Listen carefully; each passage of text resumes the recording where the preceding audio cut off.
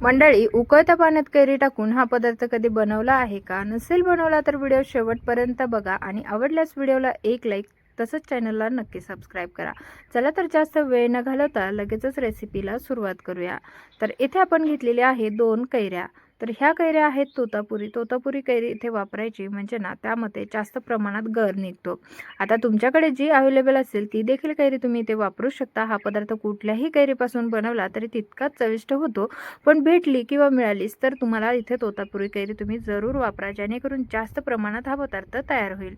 तर ह्या 2 कैऱ्या आपण घेतलेल्या आहेत, त्या अगोदर स्वच्छ आपण धुवून घेऊया.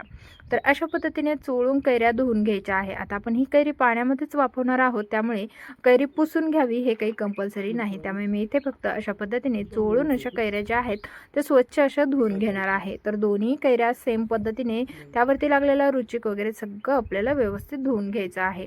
तर इथे आपण ह्या दोन्ही कैऱ्या धुवून झालेल्या आहेत. त्यानंतर आपल्याला याची सालं काढून घ्यायची आहे. तर इथे पहा, आपण ना अशा पद्धतीने पिलरने याची सालं काढून घेणार आहोत. तर अशा प्रकारचं जर पिलर असेल ना तर अगदी इझिली सालं निघतात. तर तुम्ही पाहू शकता या पिलरने ना हाताला लागण्याचं टेन्शन ना काही, अगदीच झटपट अशा पिलरने हे सालं निघतात. तर अशा प्रकारचं तुम्हाला कुठल्याही स्टोअरमध्ये अगदी सहज हे पिलर मिळू शकेल जर हवं असेल तर. तर अशा पद्धतीने आपण ह्या कैरीच्या जशा साला काढून घेतोय ना, याच पद्धतीने दोन्ही कैऱ्यांचे सालं काढून घेणार आहोत. त्याचबरोबर आपल्याला पुढे काय करायचं आहे ते तर मी तुम्हाला सांगणारच आहे.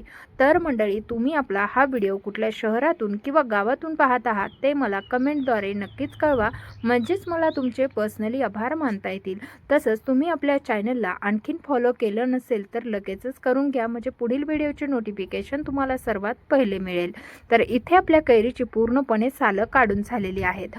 आता दोन्ही कैऱ्यांचे सेमच पद्धतीने सालं काढून घेतले. आता आपल्याला ही कैरी जी आहे ना ते कट करून घ्यायची आहे. तर सर्वात पहिले आपल्याला कैरीचा पाठीमागचा देठ जो आहे तो कट करून घ्यायचा. त्यानंतर अशा पातळ चकत्या त्याच्या करून घ्यायच्या आहे. पाहू शकता, तोतापुरी कैरी असल्यामुळे ना खरं तर यामध्ये खूप गर आहे. तशीच ही कमी आंबट कैरी असते, त्यामुळे आपल्याला यामध्ये साखरेचं प्रमाण देखील कमी प्रमाणात लागतं. जर तुम्ही याच जागी कुठली आंबट कैरी वापरणार असेल तर मात्र तुम्हाला या ठिकाणी साखरेचं प्रमाण थोडंसं जास्त लागेल. आता आपल्याला ह्या लांब सडक आणि पातळ अशा कैरीचे काप करून घ्यायचे आहे. तुम्ही हवं तर छोटे छोटे सुद्धा काप करून घेऊ शकता, पण असे लांब सडक काप केल्यामुळे खरंच खाताना खूप मस्त आणि जबरदस्त हा पदार्थ लागतो. तर पहा, अशा प्रकारे आपण हे संपूर्ण कैरीचे जे काप आहेत ते करून घेणार आहोत. मंडळी, तुम्ही ना कैरीचे सीझन संपण्याआधी थोड्या प्रमाणात का होईना हा पदार्थ नक्की बनवून पहा, वर्षभर टिकतो. तसं तर आपण कैरीचं वर्षभर टिकण्यासाठी आंब्याचा रस हे सगळं साठवणीचे पदार्थ तुम्हाला माहीत असतील, पण हे तुम्हाला माहीत आहे का ही कँडी आपण वर्षभर टिकवून ठेवू शकतो. तर मंडळी, आत्तापर्यंत मी तुम्हाला रेसिपी काय बनवणार आहे किंवा त्याचं नाव काय आहे हे सांगितलं नव्हतं, पण ही आहे आपली मँगो कँडी. हे मँगो कँडी इतकी रसरशीत, खायला चविष्ट, तसंच तुम्हाला कुठले पचनाचे त्रास असतील तरी सुद्धा हा आवळ्यामध्ये भरपूर गुण असतात. त्यामुळे ह्या रोज जर एक कँडी खाल्ली तर तुमचे पचनाचे सर्व प्रॉब्लेम दूर होतील. तर आपण इथे संपूर्ण कैरी जी आहे ते उभी पातळ कट करून घेतलेली आहे. आता ही कैरीचं आपल्याला पुढे काय करायचं आहे ते सांगते. तर आपल्याला ही कैरी अशी पातळ कट करून घ्यायची आहे. खूप पातळ किंवा खूप जाड नाही, मीडियम साईजची कैरी आपण कट करून घेतली. तसंच इथे पाणी उकळायला ठेवलेलं आहे. आता हे पाणी जे आहे ना ते आपल्याला व्यवस्थित असं उकळवून घ्यायचं आहे. आता खळखळून उकळत्या पाण्यामध्ये आपल्याला ही कैरी जी आहे ते टाकून घ्यायची आहे. आता या उकळत्या पाण्यामध्ये कैरी टाकून घेतल्याच्या नंतर आपल्याला ही चांगली शिजवून घ्यायची आहे. आता कैरी शिजली की नाही हे कसं चेक करायचं, तर आपल्याला इथे कैरीमध्ये अगदी सहज चमच्याने तुटल्या गेली ना की समजायचं आपली कैरी परफेक्ट अशी शिजल्या गेलेली आहे. त्यानंतर आपल्याला ही कैरी काढून घ्यायची आहे, पण तोपर्यंत मात्र मस्त अशी उकळत्या पाण्यात ही कैरी जी आहे ते शिजवून घ्यायची आहे. तर पाहू शकता, खळखळून इथे पाणी उकळलेलं होतं आणि उकळत्या पाण्यात घातल्यामुळे पटकन अशी शिजल्या जाते. तसंच कैरीचा कलर सुद्धा तुम्हाला थोडा चेंज झालेला दिसत असेल. तर अशा प्रकारे कलर चेंज झालेला आहे आणि कैरी आपली छान प्रकारे शिजल्या गेलेली आहे. तरीसुद्धा आपण तशीच न काढता चेक करून घेणार आहोत. तर इथे पहा, आपण काटे स्पून घेतलेले आहे आणि त्यांनी सहज अगदी कैरी जी आहे ते कट होत आहे, म्हणजेच आपली कैरी परफेक्ट अशी शिजल्या गेली. आता या पाण्यामधून आपल्याला ही कैरी जी आहे ते वेगळी करून घ्यायची आहे.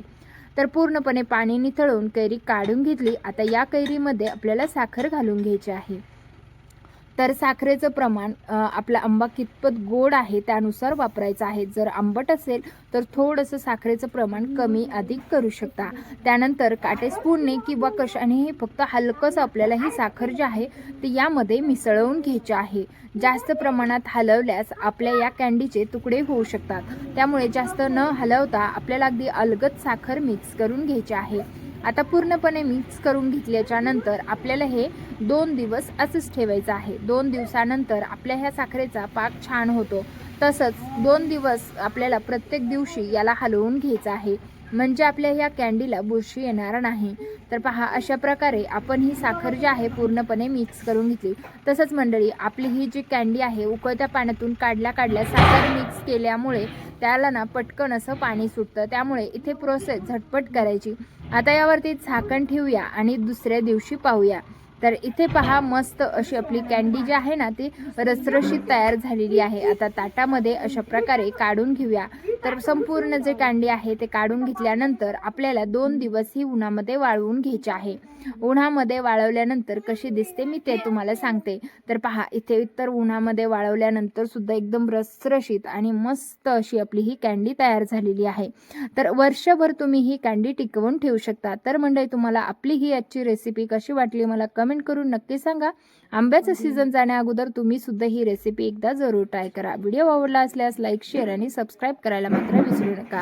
चला तर भेटूया अशाच नवीन आणि इंटरेस्टिंग रेसिपीसह. तोपर्यंत धन्यवाद.